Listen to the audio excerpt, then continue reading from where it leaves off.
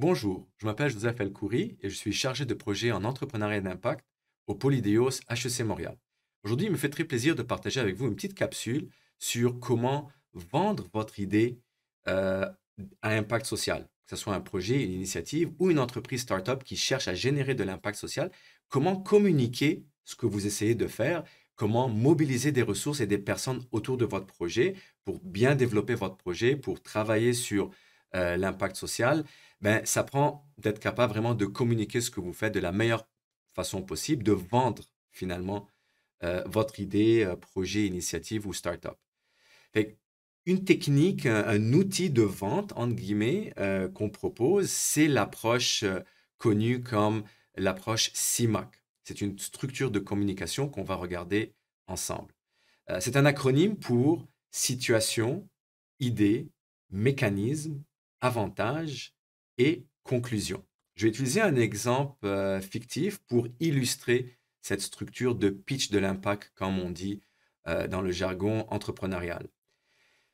Alors, mettons que moi, je suis un entrepreneur qui lance une start-up pour s'attaquer au gaspillage alimentaire au Canada. La première chose que je dois faire, c'est de décrire la situation de l'enjeu à laquelle je m'attaque, auquel je m'attaque, qui est le gaspillage alimentaire.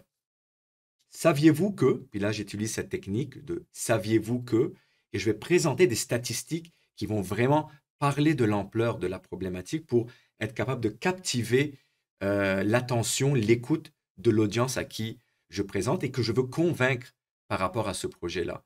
Alors saviez-vous que le Canada est le champion du gaspillage alimentaire en Amérique du Nord, bien avant les États-Unis? Ça, c'est selon un rapport des Nations Unies de 2021. Saviez-vous que 63% des aliments qu'une famille canadienne gaspille, qui jette à la poubelle, c'est des aliments qui auraient pu être consommés, 63%.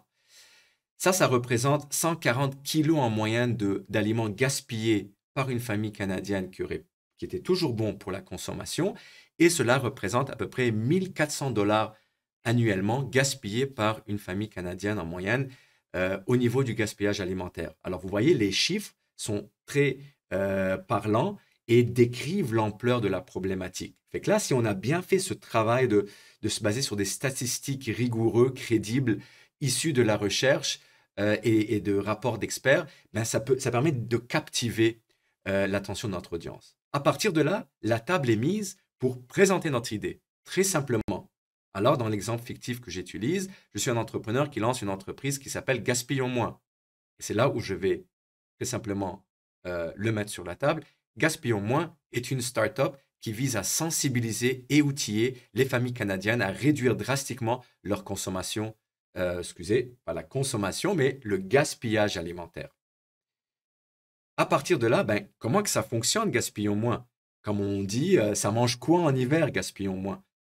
Ben, c'est là qu'on va expliquer comment ça fonctionne, cette entreprise-là.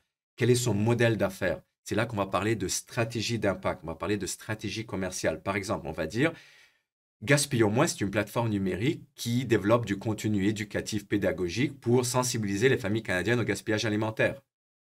Mais ce n'est pas seulement une plateforme numérique, c'est aussi des ateliers ludiques en personne pour outiller et développer les compétences, les savoir-faire des familles canadiennes en matière de gestion de l'alimentation et comment réduire le gaspillage alimentaire de manière très concrète dans des nouvelles habitudes de vie.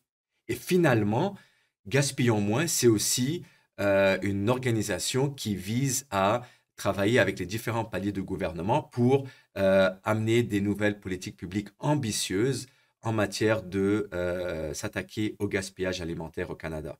Donc, vous voyez, ici, on explique le modèle d'affaires en quelque sorte derrière Gaspillons moins, puis on pourrait rajouter aussi, comme j'ai mentionné, la stratégie commerciale. Comment est-ce qu'on crée des revenus, des produits et services pour rendre le projet financièrement viable?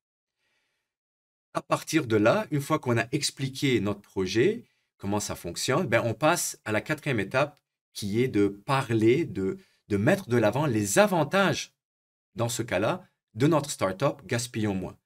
Grâce à Gaspillons moins, on vise à réduire le gaspillage alimentaire des familles canadiennes de 50% d'ici 2 ans et de 100% d'ici 2030. on vise à faire en sorte qu'on puisse remettre, que les familles canadiennes puissent sauver et de la nourriture consommable au lieu de les envoyer vers les sites d'enfouissement, qu'ils puissent mieux les consommer et de cette manière-là, même sauver des sous d'un point de vue financier. Alors ça, ce sont les avantages que Gaspillons moins peut amener à cet enjeu qui est le gaspillage alimentaire au Canada. Fait que là, on renforce les avantages du projet, on fait un lien entre ce que le projet apporte par rapport à la problématique de base qu'on a décrit dans la première étape, qui est l'étape de la situation. Et si ça s'est bien fait, si on a bien fait le tour des avantages qu'apporte notre solution, ben là, on peut conclure sur un appel à l'action auprès des gens à qui on présente notre audience, les participants et participantes dans un événement. On va, par exemple, dire, ben, si vous êtes des investisseurs, on est à la recherche de 20 000 dollars d'investissement pour nous permettre de développer notre plateforme numérique. Ça peut être un appel à l'action au niveau des investisseurs. Il pourrait y avoir un autre appel à l'action au niveau de partenaires potentiels, au niveau de clients. Faites parler de nous, partagez dans les réseaux sociaux. Euh, et ça peut être aussi un appel à l'action envers les bénéficiaires. Alors, on est à la recherche de centres de tri qui voudraient collaborer avec nous. Vous voyez, alors il y a plein de ressources, de choses que, en tant que startup, on a besoin pour promouvoir le projet, le développer. Et c'est là où on doit finir la conclusion sur des appels à l'action très concrets pour vraiment attirer les ressources qu'on a besoin vers notre solution, vers le projet, l'initiative ou l'entreprise à impact qu'on est en train de mettre sur place. Voilà, alors j'espère que ça a permis un petit survol de cet outil, cette technique de communication de pitch de vente par rapport à une idée ou un produit-service. Et je vous encourage à travailler cette structure-là au niveau de votre travail. Alors j'espère que vous avez apprécié la capsule et au plaisir de vous reparler prochainement.